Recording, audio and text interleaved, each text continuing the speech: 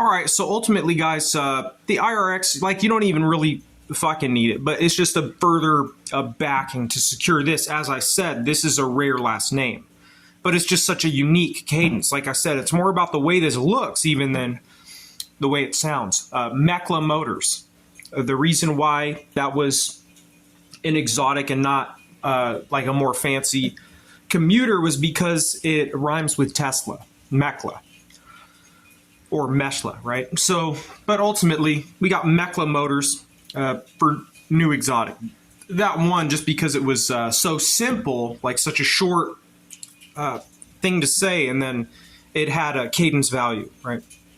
So Pyramid Records is or Pyramid Recordings is that was a record, that is a record label in Miami with aspiring artists, like not great talent. You know what I'm saying? Like average, old,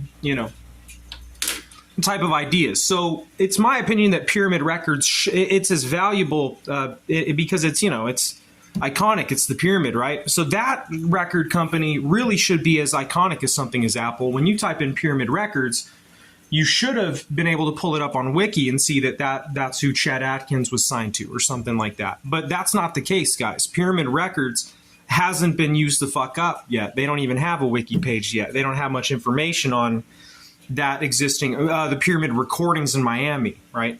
Pyramid Records was also an actual record store in San Francisco that closed down, which is why I would say make Pyramid Records a record label the same way Apple Recordings with George Martin was, you know what I'm saying? And then have it be more of a, like an instrumental, or like a more of an organic label, right? Preparing for the new era when you have guys who come out, like some guy who comes out with a new guitar sound and he doesn't sing at all. He doesn't, like a Chet Atkins type of our era, like a guitarist and a guy who could come up with his own riffs that people would really enjoy. That's what this is for, right? So that's an option. You'd have to buy it from those people down there, do a bunch of, sign a bunch of fucking papers and shit, and then you have Pyramid Recordings, Pyramid Records there in San Francisco, I choose San Francisco for that because it's a starving, struggling city.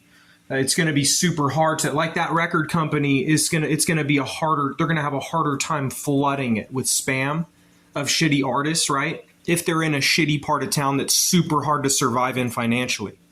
So I'd say put